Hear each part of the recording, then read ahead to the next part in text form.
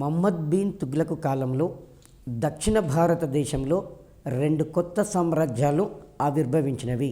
అందులో ఒకటి విజయనగర సామ్రాజ్యం. ఈ విజయనగర సామ్రాజ్య పాలకులు క్రీస్తు శకము 1336 సంవత్సరం నుంచి 1680 సంవత్సరాల వరకు ఈ సామ్రాజ్యాన్ని పరిపాలించారు.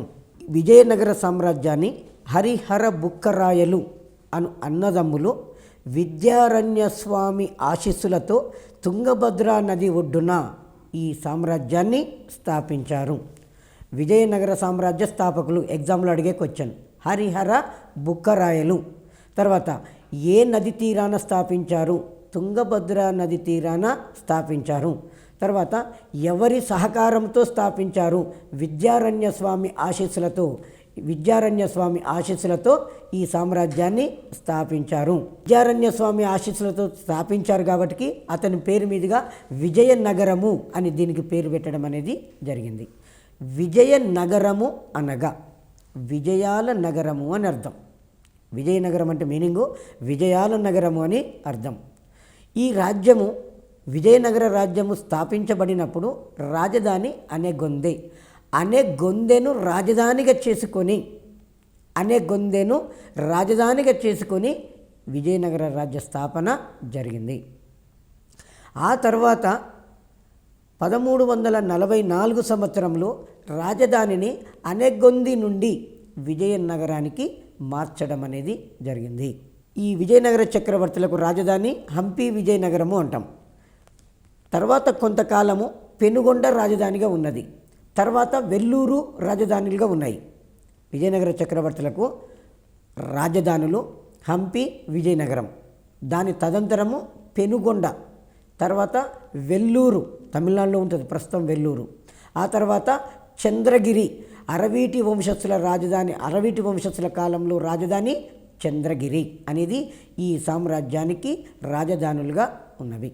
విజయనగర రాజ్య స్థాపకులు హరిహర బుక్కరాయలు. ఈ హరిహర బుక్కరాయలు మంగళ నిలయవాసుడైన భావ సంగముని కుమారులు కాబట్టి వీరి వంశానికి సంగమ వంశము అనే పేరు రావడం అనేది జరిగింది. విజయనగర రాజులు విరూపాక్ష దేవుడిని కొలిచేవారు. మనకి ఎగ్జామ్లో విజయనగర రాజుల యొక్క కులదైవము అని కూడా అంటారు. విరూపాక్ష దేవుడు వీరి యొక్క కులదైవంగా చెప్తాం. ఈ సామ్రాజ్యం విద్యారణ్య స్వామి ఆశీర్వాదంతో అతని సలహా మేరకు విరూపాక్ష స్వామి పేరు మీదున స్థాపించడం అనేది జరిగింది. కాబట్టి విరూపాక్ష స్వామి పేరే విజయనగర రాజ్యం అని పెట్టుకోవడం అనేది జరిగింది. విద్యారణ్య స్వామి సూచన మేరకు విజయనగరము అను పట్టణము నిర్మించారు. హరిహర బుక్కరాయలు భావ సంగముని కుమారులు కాబట్టి వారి వంశానికి సంగమ వంశము అనే పేరు వచ్చింది. విజయనగర రాజ్యాన్ని 4 రాజవంశాలు పరిపాలించినవి. 1 సంగమ వంశం, 2 సాల్వ వంశం, 3 తులువ వంశం, 4 అరవీటి వంశం. సంగమ వంశం, సాల్వ వంశం, తులువ వంశము, అరవీటి వంశం అనే 4 రాజవంశాలు పరిపాలన చేయడం అనేది జరిగింది. సంగమ వంశము 1336 సంవత్సరం నుంచి 1485 వరకు సంగమ వంశం వారు పరిపాలించారు. రెండవ వంశము సాల్వ వంశం 1485 సంవత్సరం నుంచి 1505 వరకు పరిపాలించారు. మూడవ వంశము తులువ వంశం 1505 సంవత్సరం నుంచి 1570 వరకు పరిపాలించారు. నాలుగవ వంశము అరవీటి వంశము 1570 నుంచి 1680 వరకు పరిపాలించారు. ఇక్కడ మనకు ఈ విజయనగర రాజ్యాన్ని చదివేటప్పుడు ఈ రాజవంశాలను ఆర్డర్ క్రమంలో కూడా ఎగ్జామ్లో అడగడానికి ఆస్కారం ఉంటుంది. గతంలో చాలాసార్లు మనం కాంపిటేటివ్ ఎగ్జామ్ రాసినప్పుడు, ఏబిపిఎస్సి ఎగ్జామ్ రాసినప్పుడు ఈ రాజవంశాల యొక్క పేర్లను ఇన్ఆర్డర్ క్రమంలో ఇచ్చి ఆర్డర్గా గుర్తించము అని కూడా అడిగాడు. ఫస్ట్ సంగమ వంశము, సాల్వ వంశము, తులువ వంశము, అరవీటి వంశం ఈ ఆర్డర్ క్రమంను గుర్తుంచుకోవాల్సిన అవసరం ఉన్నది. సుమారు 29 మంది రాజులు 3.5 శతాబ్దాలు ఈ రాజ్యాన్ని పరిపాలించారు. సంగమ వంశం కాలంలో వెలసిన బహుమనీ రాజ్యము విజయనగర రాజ్య మనుగడకు పెను ప్రమాదంగా మారింది. మహమ్మద్ బిన్ తుగ్లక్ కాలంలోనే దక్షిణ భారతదేశంలో 2 కొత్త రాజ్యాలు స్థాపించబడ్డవి. ఆ 2 రాజ్యాలు కూడా కృష్ణా తుంగభద్ర, కృష్ణా నదికి ఉత్తరం వైపున బహ్మనీ రాజ్యము, తుంగభద్ర నదికి దక్షిణం వైపున విజయనగర సామ్రాజ్యం. కృష్ణా నది యొక్క ప్రధానమైన ఉపనది తుంగభద్ర నది. కృష్ణా నదికి దక్షిణం వైపున తుంగభద్ర నది ఉంటుంది. ఆ తుంగభద్ర నది యొక్క దక్షిణ తీరాననేమో విజయనగర రాజ్యము, తుంగభద్ర నదికి దక్షిణ తీరాన విజయనగర రాజ్యము, కృష్ణానదికి ఉత్తరం వైపున బహ్మనీ సామ్రాజ్యము. బహ్మనీ సామ్రాజ్యము 1347 సంవత్సరంలో స్థాపించడం అనేది జరిగింది. సో ఈ 2 రాజ్యాల మధ్యన నిరంతరము యుద్ధాలు జరిగినాయి. బహుమనీ రాజులకు, విజయనగర రాజులకు నిరంతరము యుద్ధాలకు కారణమైనటువంటి ప్రాంతము రాయచూర్ దో ఆబ్. దాన్ని మనము కృష్ణా తుంగభద్ర నదుల మధ్య ప్రాంతము అని చెప్పుకోవడం అనేది జరిగింది. ఈ బహుమనీ సామ్రాజ్యం యొక్క స్థాపననే విజయనగర రాజ్యం మనుగడ ప్రశ్నార్థకంగా మారిపోవడం అనేది జరిగింది. హరిహర బుక్కరాయలు బహుమనీ సుల్తానులతోటి నిరంతర యుద్ధం చేసి విజయాలు సాధించారు. హరిహర రాయలు, బుక్కరాయలు ఎవరి కాలంలో యుద్ధాలు ఇక్కడ మనకి ఎగ్జామ్లో గతంలో ఒకసారి డిఎస్సిలోనే అడిగాడండి. ఏ చక్రవర్తి కాలంలో విజయనగర రాజులతో యుద్ధాలు ప్రారంభమైనవి? హరిహర రాయల కాలంలోనే యుద్ధాలు ప్రారంభమైనవి. ఇంకోటి హరిహర రాయలు విజయనగరాన్ని పరిపాలించేటప్పుడే ఈ సామ్రాజ్యం అనేది స్థాపించడం అనేది జరిగింది. హరిహర బుక్కరాయల కాలంలో ఈ రాజులతోటి నిరంతరం యుద్ధాలు చేసి వీరిద్దరూ విజయం సాధించడం అనేది జరిగింది. ఈ సామ్రాజ్యాన్ని మల్లికార్జున రాయలు పరిపాలించేటప్పుడు బహుమనీ సుల్తానులు, గజపతుల దాడులు అనేవి బాగా ఎక్కువైనాయి. ఏ చక్రవర్తి కాలంలో విజయనగర రాజ్యం మీద బహుమనీ సుల్తానుల దాడులు అధికమైనవి? అది ఎగ్జామ్లో అడిగే క్వశ్చన్. మల్లికార్జున రాయల కాలంలో బహుమనీ సుల్తానుల దాడులు అధికమైనవి. ఏ విజయనగర చక్రవర్తి కాలంలో గజపతులు విజయనగర రాజ్యం మీద దాడి చేశారు? మల్లికార్జున రాయల కాలంలో గజపతులు దాడులు చేశారు. విజయనగర బహుమనీ రాజ్యాల మధ్య దేని కొరకు యుద్ధం జరిగింది అంటే రాయచూర్ దో ఆబ్ గురించి. దో ఆబ్ అంటే హిందీలో 2 నదుల మధ్య ప్రాంతము అని అర్థం. దో ఆబ్ హిందీలో 2 నదుల మధ్య ప్రాంతము అని చెప్పేసి. రాయచూర్ అంతర్వేది కొరకు, ఇది కూడా చాలాసార్లు కాంపిటేటివ్ ఎగ్జామ్లో అడిగాడు.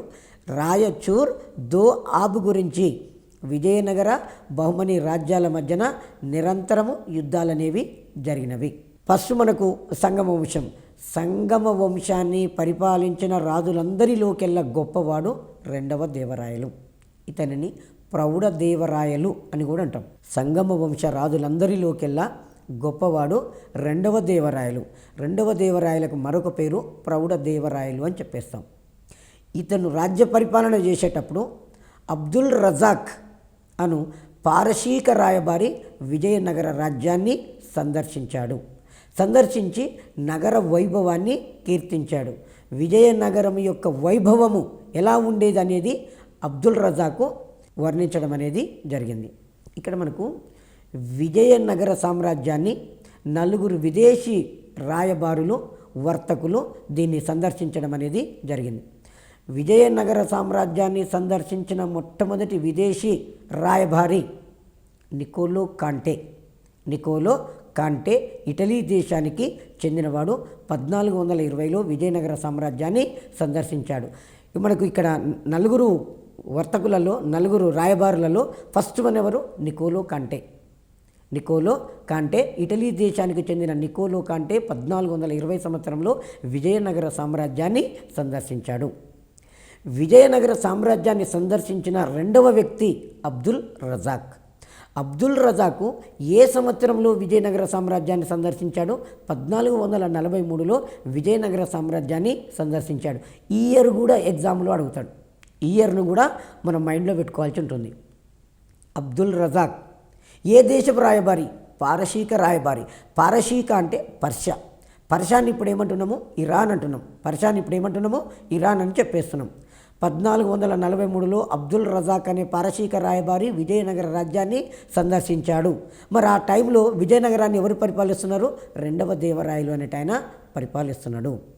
రెండవ దేవరాయలు మొట్టమొదటిసారిగా ముస్లిం యోధులను తన సైన్యంలో నియమించి సైనిక గుడారాలలో వారికి మసీదులు కూడా నిర్మించి ఇచ్చాడు.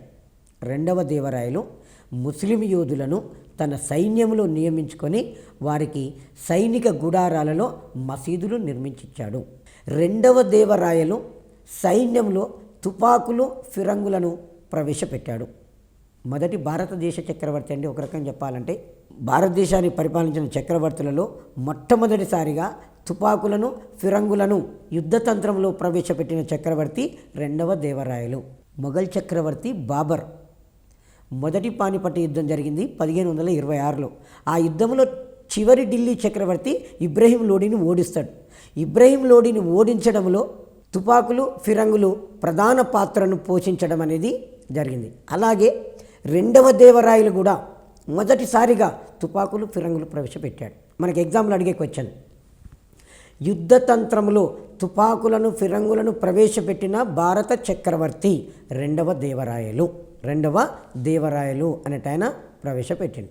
క్రీస్తు శకం 1485 సంవత్సరంలో సాలువ నరసింహరాయలు సంగమ వంశంలో చివరి రాజైనటువంటి మూడవ ప్రౌఢదేవరాయలను తొలగించి స్వతంత్ర రాజ్యాన్ని స్థాపించాడు. సాలువ వంశస్థాపకుడు సాలువ నరసింహరాయలు, సంగమ వంశస్థాపకులు హరిహర బుక్కరాయలు. సాలువ వంశస్థాపకుడు సాలువ నరసింహరాయలు. సంగమ వంశంలో చివరి రాజు మూడవ ప్రౌఢదేవరాయలు. సాలువ నరసింహరాయలు మూడవ ప్రౌఢదేవరాయలను తొలగించి రాజ్యాన్ని ఆక్రమించి సాలువ వంశం అనే పేరుతోటి అధికారంలోకి వచ్చాడు. సాలువ నరసింహరాయలు 1485 సంవత్సరం నుంచి 1505 సంవత్సరం వరకు పరిపాలించాడు. సాలువ నరసింహరాయలు 1485 సంవత్సరం నుంచి 1505 వరకు పరిపాలించాడు. ఇతడు గజపతుల దాడులను తిప్పికొట్టాడు మరియు బహుమనీ సుల్తాన్లను కూడా ఓడించాడు. సాలువ నరసింహరాయల కాలంలో గజపతులు అనేవాళ్ళు దాడులు చేశారు, బహుమనీ సుల్తానులు అనేవాళ్ళు దాడి చేశారు. వారి యొక్క దాడులను ఇతను తిప్పికొట్టడం అనేది జరిగింది. సాలువ వంశములో చివరి రాజు ఇమ్మడి నరసింహరాయలు.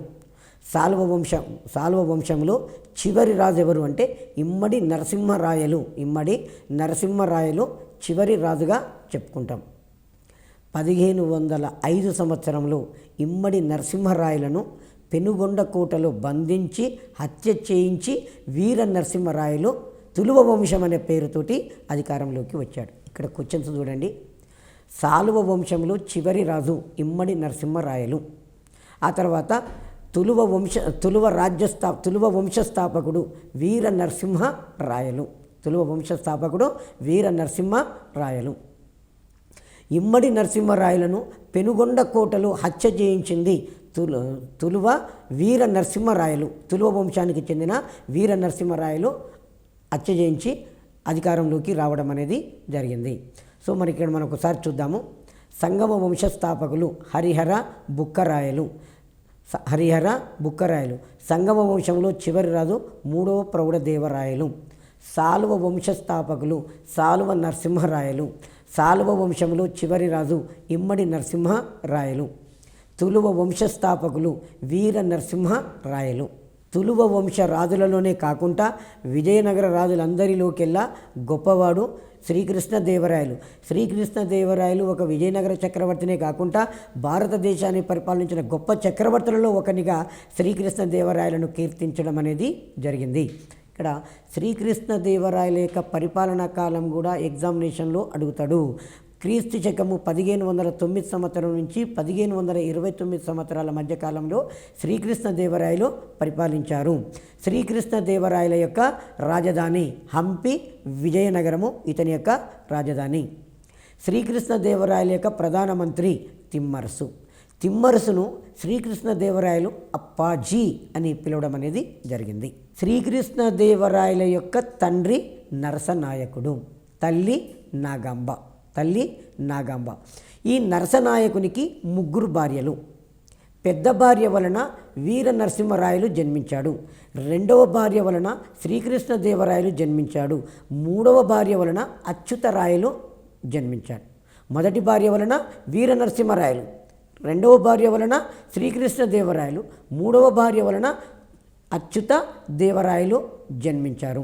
దేవరాయల యొక్క కీర్తిని బాబర్ తన ఆత్మకథ అయినటువంటి తుజక్ ఈ బాబరీలో కీర్తించాడు.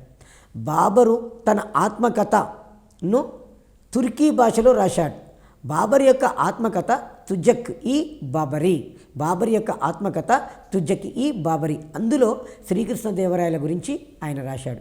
ఎందుకంటే బాబరు భారతదేశం మీద దండయాత్ర చేసేటప్పుడు దక్షిణ భారతదేశాన్ని ఎవరు పరిపాలిస్తున్నారు అంటే శ్రీకృష్ణదేవరాయలు పరిపాలిస్తున్నారు. శ్రీకృష్ణదేవరాయల యొక్క కీర్తి ప్రతిష్టల గురించి బాబరు విని తన ఆత్మకథలో శ్రీకృష్ణదేవరాయల గురించి రచించుకోవడం అనేది జరిగింది. చాలా ఇంపార్టెంట్ అండి. బాబరు భారతదేశం మీద దండయాత్ర చేసేటప్పుడు దక్షిణ భారతదేశంలో విజయనగర రాజ్యాన్ని పరిపాలిస్తున్న చక్రవర్తి శ్రీకృష్ణదేవరాయలు. శ్రీకృష్ణదేవరాయల గురించి తన తుజకీ బాబరీలో ఎవరు రాసుకున్నారు? బాబరు రాసుకున్నాడు. శ్రీకృష్ణదేవరాయల యొక్క పట్టాభిషేకము 1509 ఆగస్టు 8న జరిగింది. క్రీస్తు శకము 1509 సంవత్సరము ఆగస్టు 8వ తారీఖు నాడు జరిగింది. ఈ విషయాన్ని శ్రీకృష్ణదేవరాయల యొక్క హంపి శాసనం మనకు తెలియజేస్తుంది. శ్రీకృష్ణదేవరాయల యొక్క పట్టాభిషేకం గురించి తెలుపుతున్నటువంటి శాసనం హంపి శాసనం. తర్వాత క్రీస్తు శకము 1510 సంవత్సరంలో శ్రీకృష్ణదేవరాయలు పోర్చుగీసు వారితోటి సంధి చేసుకొని మేలుజాతి అశ్వాలను దిగుమతి చేసుకున్నాడు. శ్రీకృష్ణదేవరాయలు 1510 సంవత్సరంలో పోర్చుగీసు వారితోటి సంధి చేసుకొని మేలు రకమైన అశ్వాలను దిగుమతి చేసుకున్నాడు.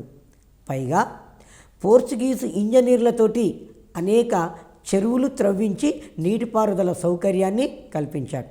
పోర్చుగీసు యొక్క ఇంజనీర్ల సాయంతో అనేక చెరువులు త్రవ్వించాడు. ఆ చెరువుల నుండి కాలువలు త్రవ్వించి వ్యవసాయ అభివృద్ధికి చేశాడు. ఇతని కాలంలో శ్రీకృష్ణదేవరాయల కాలంలో అతని రాజ్యాన్ని సందర్శించిన విదేశీ పోర్చుగీస్ గుర్రాల వ్యాపారి డామింగో పేస్ అనే పోర్చుగీస్ గుర్రాల వ్యాపారి శ్రీకృష్ణదేవరాయల కాలంలో అతని రాజ్యాన్ని సందర్శించాడు. డామింగో పేస్ అనే గుర్రాల వ్యాపారి శ్రీకృష్ణదేవరాయల ఆస్థానాన్ని సందర్శించి రాయల యొక్క వ్యక్తిత్వాన్ని, విజయనగరాన్ని గురించి కూడా అతను కీర్తించడం అనేది జరిగింది. శ్రీకృష్ణదేవరాయలు అంత పొడగరి కాదు, అంత పొట్టి కాదు, మధ్యస్థంగా ఉండేవాడు. ముఖముపై అక్కడక్కడ స్ఫోటకపు మచ్చలు ఉండేవి. దక్షిణ భారతదేశంలోని రాజులందరికీ కూడా శ్రీకృష్ణదేవరాయల పేరు చెప్తే హడల్ అని చెప్పేసి డోమింగో పేస్ ఈ రాయల కీర్తిని గురించి పొగడడం అనేది జరిగింది. శ్రీకృష్ణదేవరాయలు దివానీ యుద్ధంలో బహ్మనీ సుల్తానును అతనికి సహాయంగా వచ్చిన మాలిక్ అహ్మద్ ఇబ్రహీం అనే వారిని ఓడించాడు. ఇక్కడ ఏమంటామంటే దివానీ కోవిలకొండ యుద్ధంలో బహ్మనీ సుల్తానును అతనికి సహాయంగా వచ్చిన మాలిక్ అహ్మద్ ఇబ్రహీంను ఓడించాడు. ఓడించిన తర్వాత ఈ విజయానికి గుర్తుగా యవన రాజ్య ప్రతిష్టాపనాచార్య అనే బిరుదును పొందిండు. ఆ తర్వాత శ్రీకృష్ణదేవరాయలకు అంటే ముందు విజయనగర రాజ్యం మీద దక్షిణ ప్రాంత పాలకులు ఉమ్మత్తూరు, శివసముద్రము, పెనుగొండ రాష్ట్రాలను పరిపాలించే రాష్ట్ర పాలకులు అనేకమైనటువంటి స్వతంత్రమైన తిరుగుబాట్లు చేసి నిరంతరం విజయనగర రాజ్యం మీద దాడులు చేసి విజయనగర చక్రవర్తులకు ఇబ్బంది కలిగించారు. అలాగే శ్రీకృష్ణదేవరాయలు కూడా అధికారంలోకి వచ్చిన తర్వాత ఉమ్మత్తూరు, శివసముద్రము, పెనుగొండ రాష్ట్రాల పాలకులు ఇతని రాజ్యం మీద దాడి చేస్తే శ్రీకృష్ణదేవరాయలు స్వయంగా వెళ్ళి ఉమ్మత్తూరు, శివసముద్రము, పెనుగొండ రాష్ట్రాల యొక్క పాలకులను అణిచివేశాడు. ఉమ్మత్తూరు పాలకుడు శ్రీకృష్ణదేవరాయలకు భయపడి కావేరీ నదిలో దూకి ఆత్మహత్య చేసుకోవడం అనేది జరిగింది. ఆ తర్వాత శ్రీకృష్ణదేవరాయలు ఉత్తరం వైపున ఉన్నటువంటి బహమనీ సుల్తాన్లను అణచివేశాడు. దక్షిణంగా జరిగినటువంటి తిరుగుబాట్లను అణచివేశాడు. తర్వాత తూర్పు దిగ్విజయ యాత్రలు మొదలుపెట్టాడు. శ్రీకృష్ణదేవరాయలు తూర్పు దిగ్విజయ దండయాత్రలు. ఇయర్ అడుగుతాడు, మనం ఇయర్ను గుర్తుపెట్టుకోవాలి. క్రీస్తు శకము 1513 సంవత్సరం నుంచి 1519 సంవత్సరాల మధ్యకాలంలో శ్రీకృష్ణదేవరాయల యొక్క తూర్పు దిగ్విజయ దండయాత్రలు జరిగినవి. ఈ తూర్పు దిగ్విజయ దండయాత్రలలో ఏ ఏ దుర్గాలను ఆక్రమించాడు అంటే ఉదయగిరి, కొండవీడు, కొండపల్లి, బెజవాడ, రాజమండ్రి మొదలైన దుర్గాలను శ్రీకృష్ణదేవరాయలు ఆక్రమించాడు. ఆ తర్వాత కళింగ రాజ్యం మీద దండెత్తిండు. తదంతరము కళింగ రాజ్యం మీద దండెత్తిండు. కళింగ రాజ్యాన్ని గజపతి, ప్రతాపరుద్ర గజపతి అనే రాజు పరిపాలిస్తున్నాడు. శ్రీకృష్ణదేవరాయలు ప్రతాపరుద్ర గజపతిని ఓడించాడు.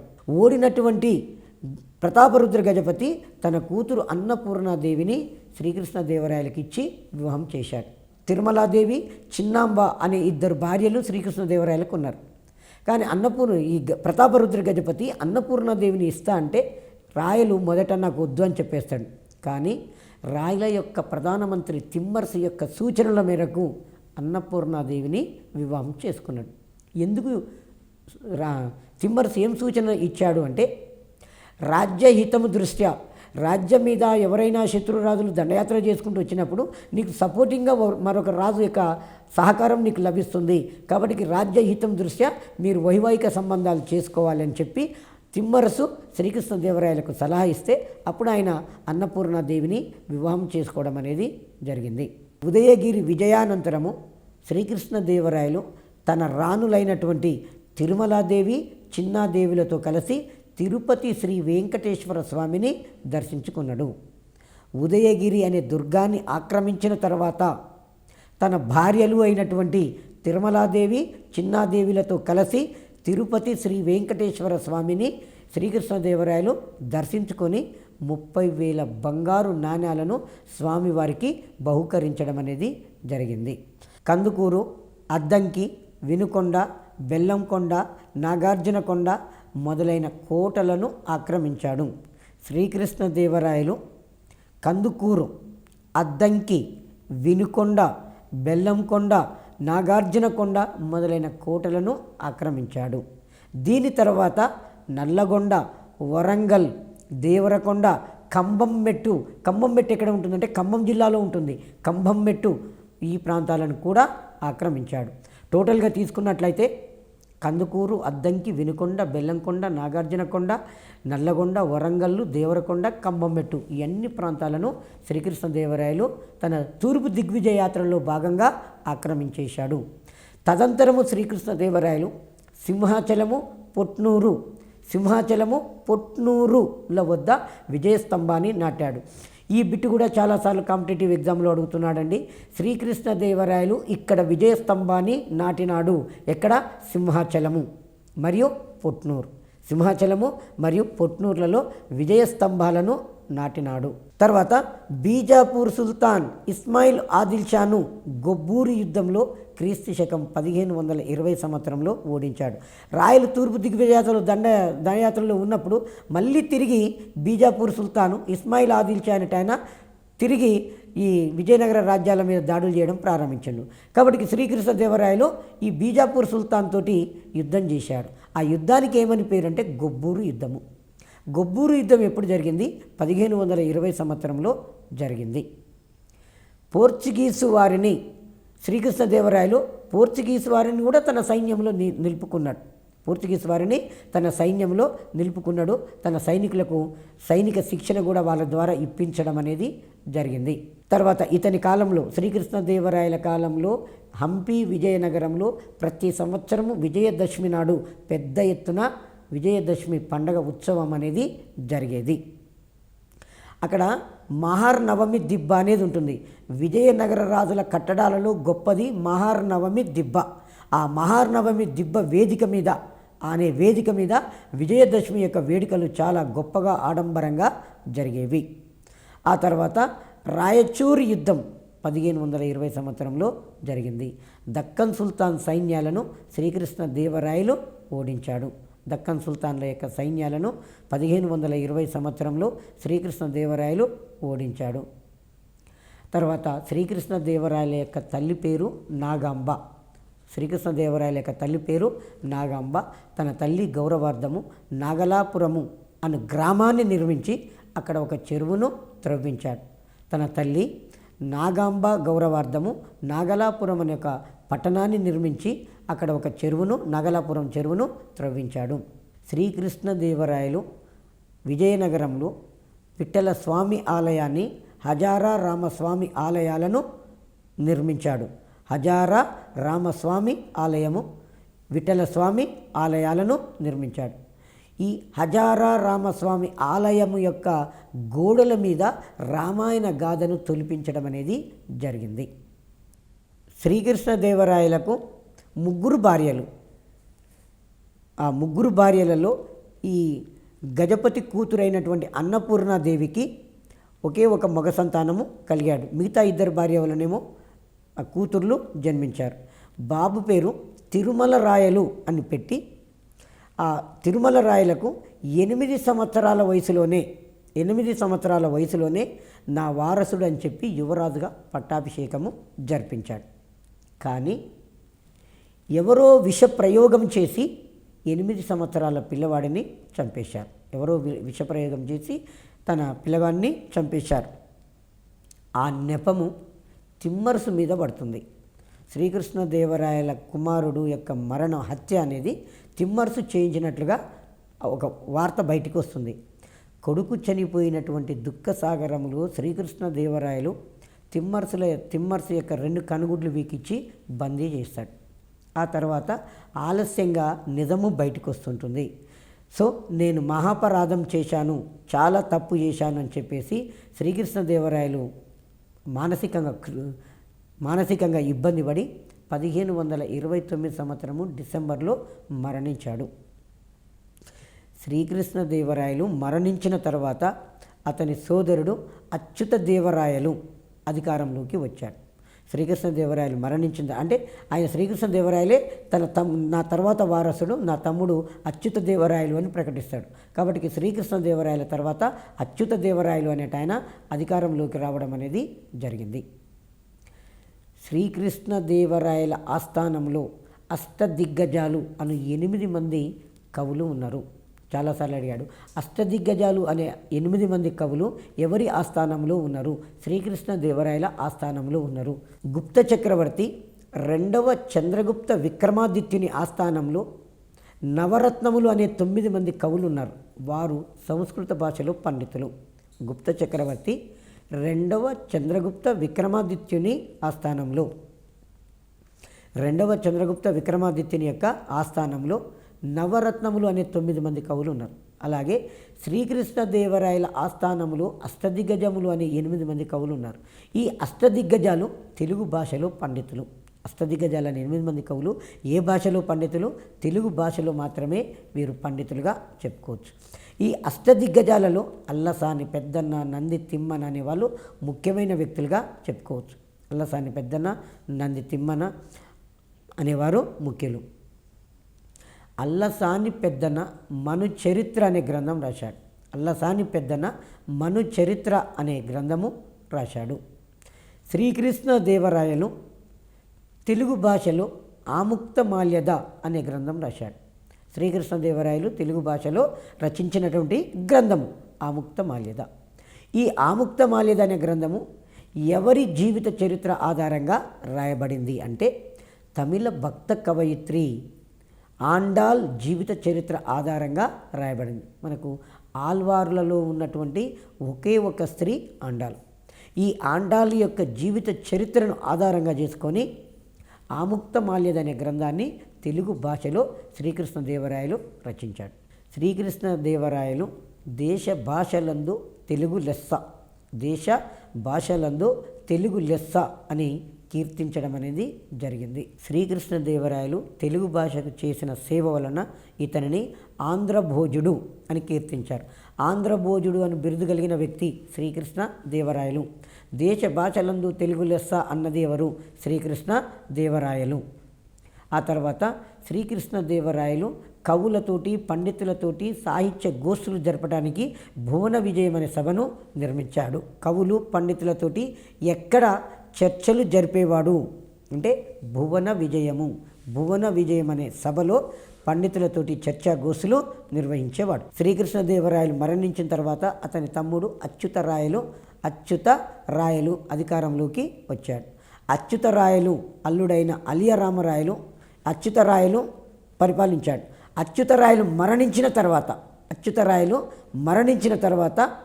ఎవరు అధికారంలోకి వచ్చారంటే సదాశివరాయలు అధికారంలోకి వచ్చాడు. అయితే సదాశివరాయలు అధికారంలోకి రావడానికి కారకుడు ఎవరంటే శ్రీకృష్ణదేవరాయల యొక్క అల్లుడు అలియ రామరాయలు కారకుడు. శ్రీకృష్ణదేవరాయల అల్లుడు అలియ రామరాయలు సదాశివరాయలను చక్రవర్తిగా చేసి అన్నీ తానై పరిపాలించడం అనేది జరిగింది. హజారా రామాలయం యొక్క గోడల మీద రామాయణ గాథ చెక్కబడింది. అలియ రామరాయలు దక్కన్ సుల్తానుల పట్ల అనుసరించిన విభజించు పాలించు అనే విధానం వలన రాక్షసి తంగడి యుద్ధము జరిగింది. ఈ బహుమనీ సామ్రాజ్యము 5 రాజ్యాలుగా విడిపోతుంది. అహ్మద్ నగరు, బీరారు, గోల్కొండ, బీదరు, బీజాపూర్ అనే రాజ్యాలు ఉంటున్నాయి. ఈ అలియ రామరాయలు ఒకసారి అహ్మద్ నగర్ తోటి ఫ్రెండ్షిప్ చేసి అహ్మద్ నగరు విజయనగర రాజు కలిసి బీజాపూర్ రాజ్యం మీద దాడి చేసేవారు. మళ్ళొకసారి బీజాపూర్ రాజ్యంతో స్నేహం చేసి ఈ గోల్కొండ రాజ్యం మీద దాడి చేస్తున్నాడు. ఇలా విభజించు పాలించు అని చెప్పి వారికే ఒకరితోటి స్నేహం చేస్తున్నాడు, మరొకరితోటి శత్రుత్వం చేసుకొని యుద్ధాలు చేస్తూ వారి రాజ్యాలను కబలించే ప్రయత్నం చేశాడు. కాబట్టి ఈ బహుమనీ రాజ్యాలన్నీ కూడా మొత్తము ఒకటైపోయి నిశ్చయాత్మకమైనటువంటి రాక్షసి తంగడి యుద్ధము జరిగింది. దీన్ని బన్ని హట్టి యుద్ధము అంటాం. దీన్ని కల్లికోట యుద్ధము అని కూడా అంటాం. క్రీస్తు శకము 1565 జనవరి 23న జరిగింది. రాక్షసి తంగడి యుద్ధము క్రీస్తు శకము 1565 జనవరి 23వ తారీఖు నాడు జరిగింది. ఎవరెవరి మధ్య జరిగింది అంటే విజయనగర రాజ్యాలకు బహుమనీ సుల్తానులకు మధ్యన జరిగింది. యుద్ధ ప్రారంభంలో విజయనగర సైన్యాలు విజయం సాధించాయి. ముస్లిం సైన్యాలు ఓటమి చెందినవి. అయితే ఈ ప్రత్యక్షంగా యుద్ధం చేస్తే గెలవలేము అన్న ఆలోచనతోటి ఈ బహుమనీ సైన్యాలు మొత్తం కూడా యుద్ధ భూమి నుంచి 20 కిలోమీటర్లు వెనుకకు పోయి సంధి చేసుకుందాం రమ్మని అలియ రామరాయలకు కబురు పెడతారు. అలియ రామరాయలు ఈ సదాశివరాయలను తన తమ్ముడైనటువంటి తిరుమల రాయలను తీసుకొని ఈ బీజాపూర్ బహుమనీ సుల్తానులు రమ్మన్నటువంటి ప్లేస్కు సంధి కొరకు వెళ్తారు. కానీ అలియ రామరాయలు ఎప్పుడైతే బహుమనీ సుల్తానుల దగ్గరికి వారి యొక్క గుడారాల దగ్గరికి పోయాడో అహ్మద్ నగర్ సుల్తాన్ రామరాయలను చూడడంతో రామరాయలు గుర్రం మీద కూర్చొని ఉండగానే తన తలవారు తీసుకొని అలియ రామరాయలను చంపివేయడం అనేది జరిగింది. సో ఎప్పుడైతే అలియ రామరాయలు చంపబడ్డాడో విజయనగర సైన్యం మొత్తం కూడా చెల్లాచెదురైపోవడం అనేది జరిగింది. సో ఈ బహుమనీ సుల్తాన్ల యొక్క సైన్యము విజయనగర రాజ్యం మీద దాడి చేసి దాన్ని సర్వనాశనం చేసి ఆర్థిక సంపదను దోసుకొని పోవడం అనేది జరిగింది. విజయనగరం దాదాపుగా తుడిచిపెట్టే స్థితికి వచ్చింది. అలియ రామరాయల యొక్క సోదరుడు తిరుమల రాయలు యుద్ధభూమి నుంచి సదాశివరాయలను తీసుకొని పెనుగొండకు పారిపోయి అక్కడి నుంచే ఆయన అరవీటి వంశం అనే పేరుతోటి పరిపాలించాడు. ఎగ్జామ్లో విజయనగర సామ్రాజ్యాన్ని పరిపాలించిన చివరి రాజవంశము అరవీటి వంశస్థాపకులు తిరుమల రాయలు అనేవారు అరవీటి వంశస్థాపకులుగా చెప్పుకోవడం అనేది జరిగింది. ఈ అరవీటి వంశం రాజ్య పరిపాలన అయినప్పటికీ కూడా 1565లో మనకు తల్లికోట యుద్ధం జరిగింది.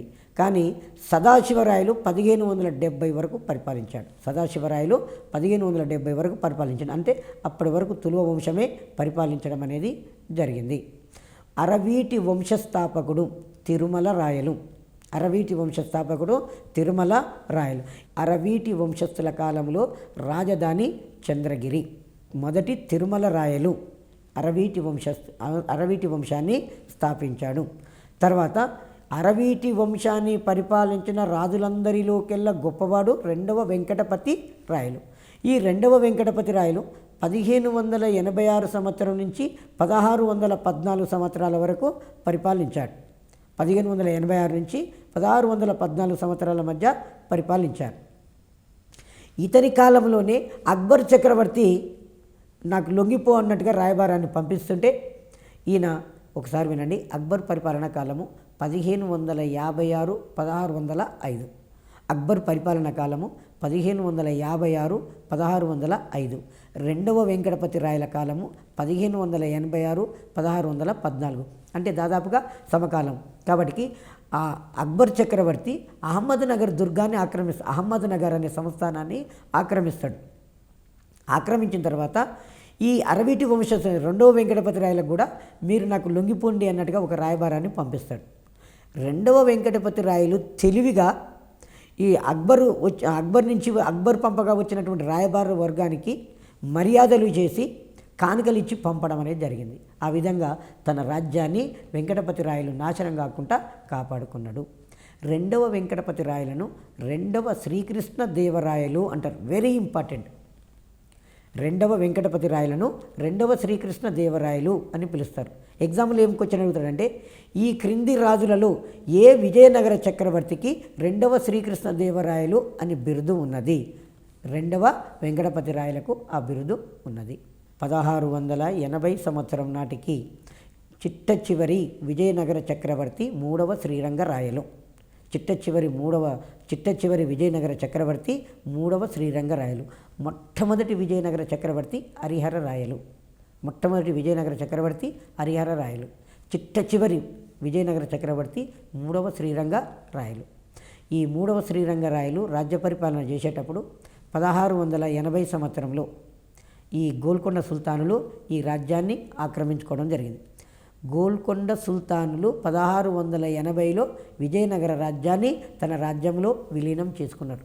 గోల్కొండ రాజ్యము 1687లో పతనమైంది. గోల్కొండ రాజ్యము 1687లో పతనమైంది. చివరి గోల్కొండ చక్రవర్తి తానీషా, అబుల్ హసన్ తానీషా చివరి గోల్కొండ చక్రవర్తి. అతను విజయనగర రాజ్యాన్ని తన రాజ్యంలో విలీనం చేసుకోవడం అనేది జరిగింది. దీంతో విజయనగరం పూర్తిగా అంతరించిపోవడం అనేది జరిగింది.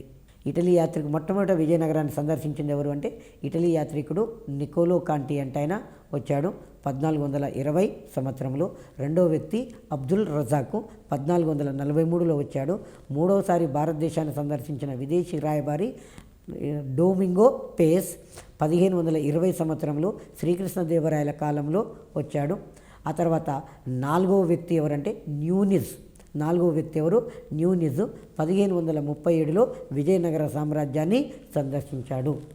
విజయనగర రాజ్యాన్ని సందర్శించిన విదేశీ రాయబారుల ఆర్డర్ క్రమం తీసుకున్నట్లయితే మొట్టమొదటిసారిగా విజయనగరాన్ని సందర్శించింది ఎవరు అంటే నికోలో కాంటి, ఇటలీ దేశానికి చెందినవాడు. 1420లో సందర్శించాడు. రెండవ వ్యక్తి అబ్దుల్ రజాకు, పారసీక దేశానికి చెందినవాడు. పర్షియా దేశము, దాన్ని ఇప్పుడు ఇరాను అంటున్నాము.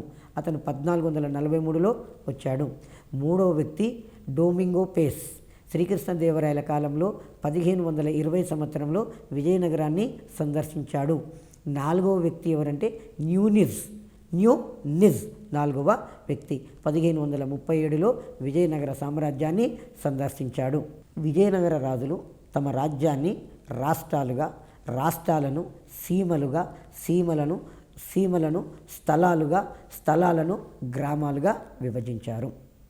విజయనగర చక్రవర్తుల కాలంలో సైనిక వ్యవహారాలను చూసేవారు ఎవరంటే కందార శాఖ. Most important.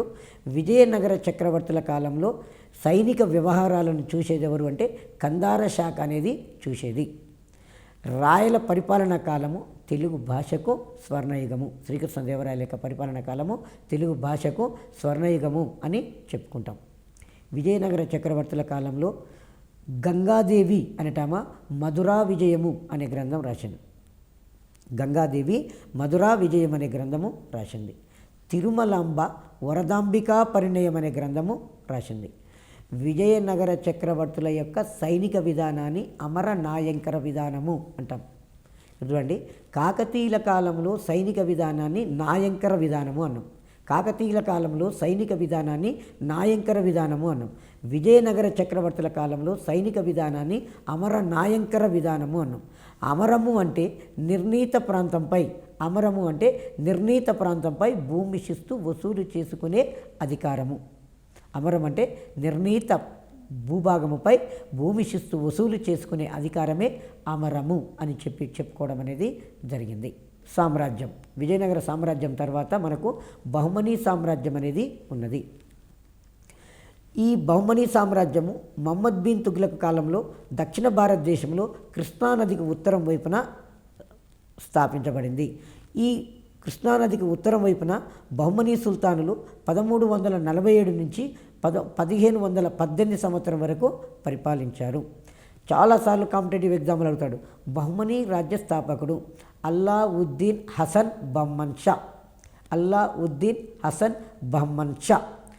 ఈయనకు మరొక పేరు ఏంటంటే అల్లావుద్దీన్ హసన్ గంగు. అల్లావుద్దీన్ హసన్ గంగు. మరి ఈయన దౌలతాబాదు కేంద్రంగా చేసుకొని రాజ్యస్థాపన చేశాడు. దౌలతాబాదును కేంద్రంగా చేసుకొని రాజ్యస్థాపన చేయడం అనేది జరిగింది. అల్లావుద్దీన్ హసన్ బహ్మన్ షా దౌలతాబాదును కేంద్రంగా చేసుకొని 1347లో బహుమనీ సామ్రాజ్యాన్ని స్థాపించాడు. నెక్స్ట్ ఇంపార్టెంట్, బహుమనీ సుల్తానులకు రాజధాని గుల్బర్గా. బహుమనీ సుల్తానులకు రాజధాని గుల్బర్గా. అల్లావుద్దీన్ హసన్ బహ్మన్ షా గుల్బర్గాను రాజధానిగా చేసుకొని పరిపాలించాడు. ఈ బహుమనీ రాజులలో గొప్ప రాజులు ఇద్దరు. ఒక అతను ఫిరోజ్ షా, రెండవ వ్యక్తి మూడవ మహమ్మద్ షా. ఈ బహుమనీ సుల్తాన్లలో గొప్ప రాజులుగా చెప్పుకోవచ్చు. ఫిరోజ్ షా గుల్బర్గాలో ఒక మసీదును నిర్మించాడు. ఫిరోజ్ షా గుల్బర్గాలో ఒక మసీదు అనే దానిని నిర్మించాడు. మూడవ మహమ్మద్ షా గొప్ప రాజు. ఇతని యొక్క ప్రధానమంత్రి మహమ్మద్ గవాన్. మూడవ మహమ్మద్ షా చాలా ఇంపార్టెంట్. మూడవ మహమ్మద్ షా యొక్క ప్రధానమంత్రి మహమ్మద్ గవాన్. మహమ్మద్ గవాన్ బహుమనీ రాజ్యంలో స్థిరత్వాన్ని తీసుకొని వచ్చాడు. మహమ్మద్ గవాను బహుమనీ రాజ్యంలో స్థిరత్వాన్ని తీసుకొని రావడం అనేది జరిగింది. బహుమనీ రాజ్యంలో స్థిరత్వాన్ని తీసుకొచ్చాడు. ఈ మహమ్మద్ గవాను 1404 సంవత్సరంలో పర్షియా దేశంలో జన్మించాడు. పర్షియాని ఇప్పుడు ఏమంటున్నాము? ఇరాన్ అని పిలుస్తున్నాం. పర్షియా అన్న, పారశీకము అన్న, ఇరాన్ అన్న ఒకటే. 1404లో జన్మించాడు. 1447లో బీదరు చేరి రెండవ అల్లావుద్దీన్ కొలువులో ఉద్యోగంగా చేరాడు. ఆ తర్వాత ఇతను జీజియా పన్నును వసూలు చేశాడు. ఈ మహమ్మద్ గవాను బహుమనీ రాజ్యంలో స్థిరత్వాన్ని తీసుకొచ్చి బహుమనీ రాజ్యం గొప్ప రాజ్యంగా ఆవిర్భవించడానికి ఇతనే కారకునిగా చెప్పుకుంటాం. బహుమనీ సుల్తానుల కాలంలో రష్యా వర్తకుడైన అతనేషియన్ నికిటిన్ అనేవాడు బహుమనీ రాజ్యాన్ని సందర్శించాడు. ఇంపార్టెంట్, ఎవరి కాలంలో, ఏ రాజుల కాలంలో రష్యా వర్తకుడు అతనేషియన్ నికిటిన్ ఏ రాజ్యాన్ని సందర్శించాడు? బహుమనీ సామ్రాజ్యాన్ని. రష్యా వర్తకుడు అతనేషియన్ నికిటిన్ బహుమనీ సామ్రాజ్యాన్ని సందర్శించాడు. మహమ్మద్ గవానును 1481 సంవత్సరంలో హత్య చేశారు. ఎందుకంటే ఈ బహుమనీ సామ్రాజ్యంలో అధికారులలో 2 వర్గాలుగా చీలిపోయారు. ఒకటి భారతదేశంలో ఉన్నటువంటి ముస్లింలు దేశీయ ముస్లింలుగా, ఇతర దేశాల నుంచి వచ్చి సుల్తాన్ కొలువులో స్థిరపడ్డ ముస్లింలను విదేశీ ముస్లింలుగా పిలిచేవారు. దేశీయ ముస్లింలు, విదేశీ ముస్లింలు ఇద్దరి మధ్యన అధికారం కొరకు కొంతవరకు వారసత్వ పోరు జరిగింది. అందులో మహమ్మద్ గవాను పర్షియా దేశం నుంచి వచ్చాడు. ఈ మహమ్మద్ గవాన్ యొక్క పేరు ప్రఖ్యాతులు బాగా పెరిగిపోయినాయి. కాబట్టి ఇతని పేరు ప్రఖ్యాతులకు అసూయ చెందిన వారు ఈ మూడవ మహమ్మద్ షా బాగా తాగి ఉన్నప్పుడు అతని మీద చాడీలు చెప్పిస్తే అతను ఏం చేశాడు? మూడవ మహమ్మద్ షా మహమ్మద్ గవాన్కు ఉరిశిక్ష విధించాడు. 1481లో ఉరిదీశారు. ఇతను ఎప్పుడైతే ఉరిదీశారో మహమ్మద్ గవానును, ఇమీడియట్లీ రాజ్యం పతనం ప్రారంభం కావడం అనేది జరిగింది. మహమ్మద్ గవాను బీదర్లో ఒక మదర్సాను నిర్మించాడు. మహమ్మద్ గవాను బీదర్లో ఒక మదర్సా అంటే ముస్లింల పాఠశాలను మదర్సా అంటారు. ముస్లింల యొక్క పాఠశాలను ఏమంటారు? మదర్సా అని చెప్పడం అనేది జరిగింది. బీజాపూర్లోని మహమ్మద్ ఆదిల్ షా యొక్క సమాధిని గోల్ గుంబజ్ అని పిలుస్తారు. బీజాపూర్లోని మహమ్మద్ ఆదిల్ షా యొక్క సమాధిని గోల్ గుంబజ్ అంటారు. గోల్ గుంబజ్ అంటే సమాధి అండి.